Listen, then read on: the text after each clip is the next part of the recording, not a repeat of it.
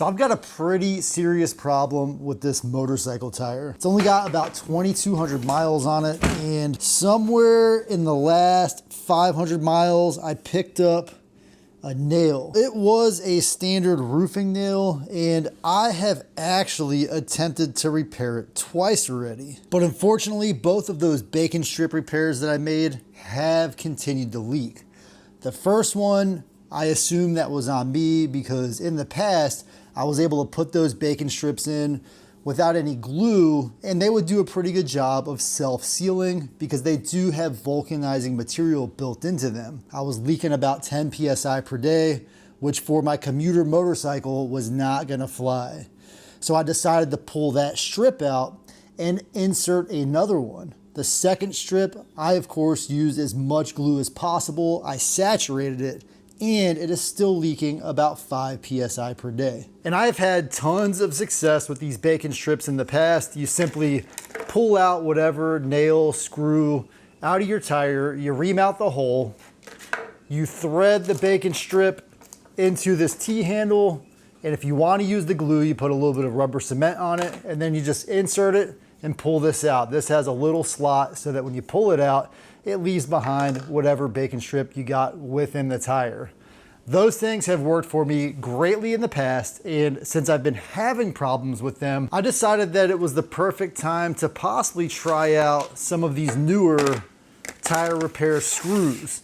And so the way these work is, again, you pull out whatever you have in your tire, and then you take out one of these small screws, which has a little bit of rubber in the threads, and that small screw right there will theoretically plug your hole. But I decided that I'm gonna save this kit for a rainy day, perhaps when I need it the most on the side of the road, and I wanted to try something a little more substantial. And since I have a little bit of free time on my hands, I decided to drop about $1,000 on this Rabaconda street bike tire changing kit.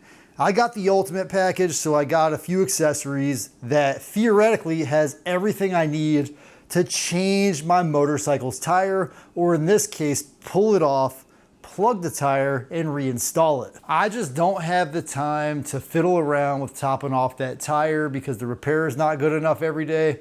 And I also didn't want to waste my motorcycle tire that only has 2,000 miles on it. On the Honda NC750X, those tires can get up to 10,000 miles. So why waste 80% of a good tire when I can simply repair it? Another big issue I ran into with trying to repair the tire was most dealerships, they're gonna charge you $100 labor to remove and install a new tire. In this case, they wouldn't necessarily want to plug or repair a damaged tire because of liability. So I would be out another $200 or $300 just to get a replacement tire.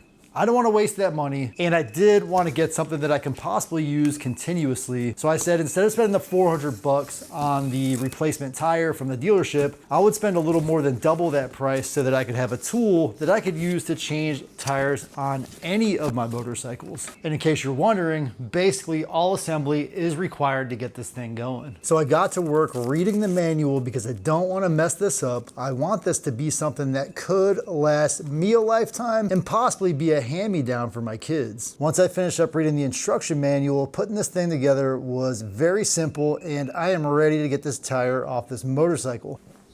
Next up, I need to remove this tire from the motorcycle. And that's a pretty big socket that I'm going to need on this side.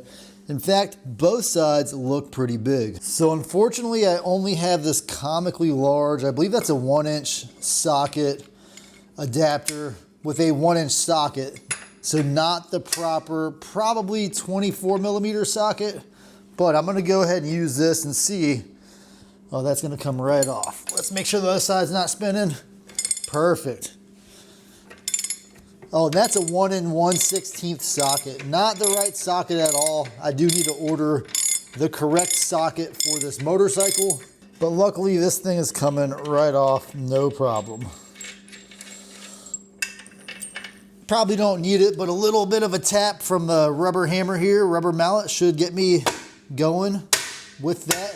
axle. And before I make any more of a mess with my hands, I wanted to go ahead and put some gloves on. Let's see if I can get this out without banging on anything else. Well, looks like it'll come out. Let's see. Good to go.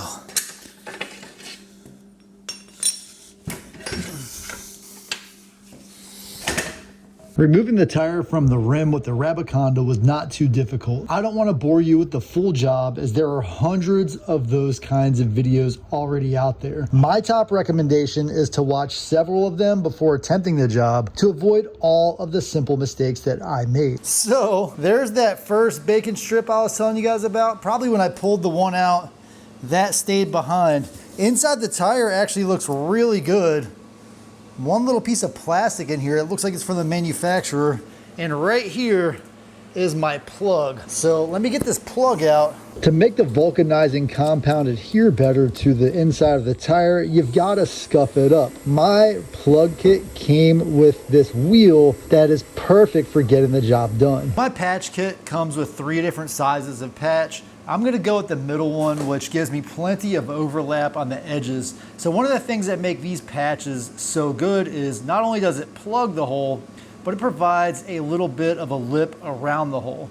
Of course, I'm gonna use this vulcanizing glue to make sure that the patch is adhered permanently to the tire. In fact, most tire shops will say that a patch like this is actually stronger than the bond of the tire itself. I put plenty of vulcanizing glue inside this wheel and then pulled the patch through using its metal strip. Oh wow, that went through easy. After everything settled for a few minutes, I rolled it with the wheel and then I cut off any excess. But before I started working with the Rabaconda tire installer, I made sure to put plenty of bead grease on both sides of the tire so that I could install it. I don't know who's having more fun, me or the grease. And the same rules as before apply. I'm not going to bore you with the long drawn out installation. I will recommend again to make sure you watch some of those videos that are already available out there, because there are a few tips and tricks that I missed along the way that could have made this job much quicker and much easier from the beginning. And now we just got to add some air to this tire and see.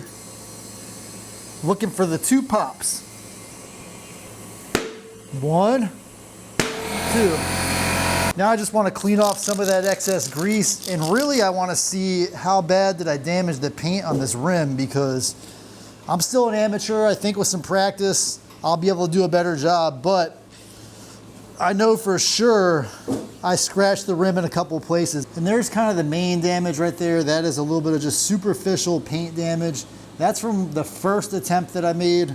And then the second attempt was this little damage right here. So I think, given some practice, of course, with my own wheels, I should be able to get my skills built up so that I no longer scratch these rims. And the next thing that I want to do is just spray a little bit of Windex on that repair site and just see if there's any bubbles coming out, which doesn't really look like there's any bubbles. Finally, I cleaned up my work area just a little bit so I could get the rim installed back on the motorcycle. While I was at it, I went ahead and checked the chain tension just to make sure I got it done. And now it's time to go for a test ride. So I'm gonna get some gas here, then go for a quick ride and see, will the repair hold up?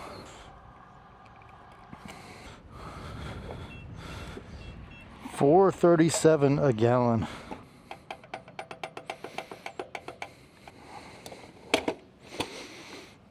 Spilled a little gas. No biggie. Got 43 PSI in the rear, 37 in the front, and it is time to get this bike on the road.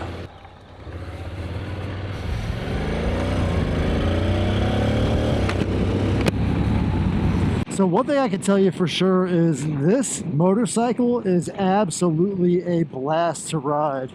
I can get anywhere from 55 to 70 miles per gallon on my daily commute, and that is an absolutely phenomenal fuel economy. The other thing is, it's a fun bike. It actually feels like a bike I want to get up, get on, and go ride on. I love to ride it in the standard mode. Sometimes I'll put it in rain mode if I feel like I want to lug the engine a little more.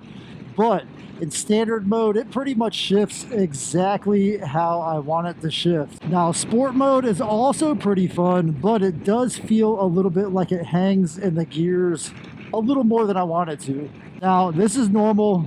The bike has cold pressure, 42 in the rear, 36 in the front. As I start to warm up the tires, that they do gain a little bit of pressure on their own. So I definitely am not alarmed by that pressure right there. It has been about 3 hours since I actually topped off the air pressure, so the tire so far is holding pressure perfectly. I've also allowed plenty of time for that seal on that patch to adhere, to chemically bond to the tire, and it honestly feels like it's gonna last.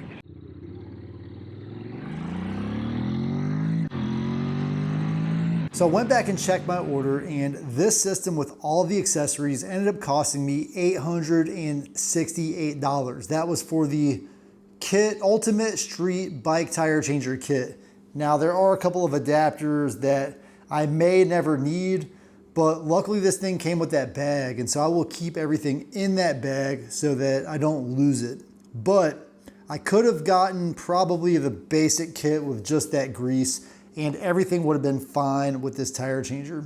Now, depending on how you look at what I did, I either saved anywhere from $100 to $400. I'm saying $100, that's just for the mounting and balancing or the removal and replacement of the tire, and then about $300 for a replacement carcass.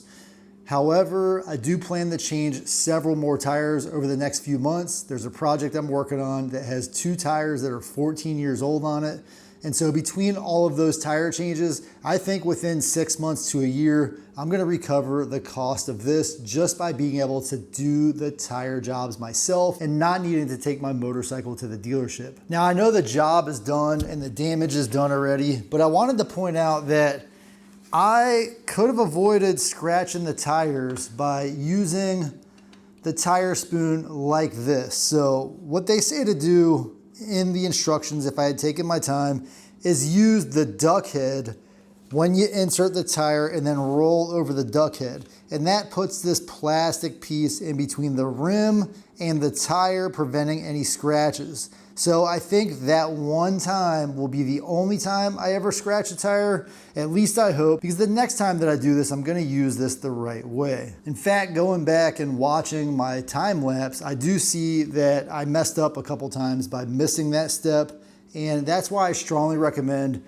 not to just watch one of those sponsored videos that makes this look super easy. It's by no means difficult, but you wanna make sure that you do it right the first time. Don't be a fool like me. Anyway, let me know your thoughts in the comments. Was it worth it for me to do this job on my own, save some money from the dealership? I'm hoping I'm not gonna ruin any more wheels, but I'm definitely, for me, it's worth it to save $100, even if it means a little bit of chip paint on a motorcycle that's a commuter bike anyway. Let me know your thoughts in the comments, and I'll catch you guys in the next video.